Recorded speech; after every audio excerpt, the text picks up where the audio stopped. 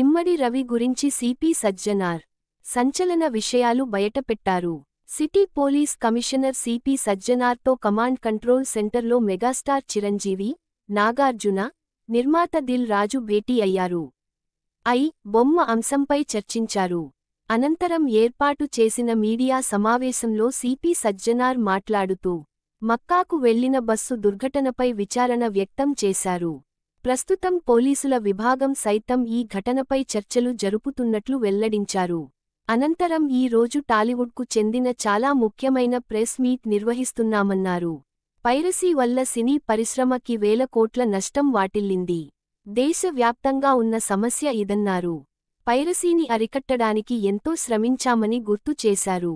ప్రధాన సూత్రధారి ఇమ్మడి రవిని ఎట్టకేలకు పట్టుకున్నామన్నారు. మొత్తం 5 కేసులు నమోదు చేశాం. దుద్దల శివరాజ్, ప్రశాంత్ అనే ఇద్దరిని ఇదివరకే అరెస్ట్ చేశాం. పైరసీ ముసుగులోనే బెట్టింగ్ యాప్స్ కూడా ప్రమోట్ చేశారన్నారు. ఇమ్మడి రవి గురించి సిపి సజ్జనార్ సంచలన విషయాలు తెలిపారు. బాలీవుడ్, టాలీవుడ్కి చెందిన వేల సినిమాలు పైరసీ చేశాడు ఇమ్మడి రవి. రవి నుంచి 3 కోట్లు స్వాధీనం చేసుకున్నాం. 20 కోట్ల వరకు సంపాదించాను అని చెప్తున్నాడు. 50 లక్షల మంది సబ్స్క్రైబర్స్ డేటా ఇమ్మడి రవి వద్ద ఉంది. ఈ డేటాను కూడా మిస్యూజ్ చేసే అవకాశం ఉండేది. దీని వెనక పెద్ద రాకెట్ ఉంది.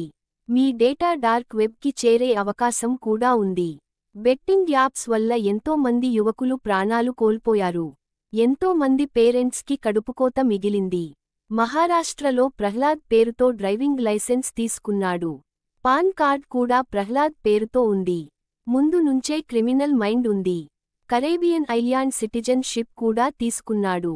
ఫ్రాన్స్, దుబాయ్, థాయిలాండ్ ఎన్నో దేశాలు తిరిగాడు. అమెరికా, నెదర్లాండ్స్లో సర్వర్లను పెట్టాడు అని వెల్లడించారు.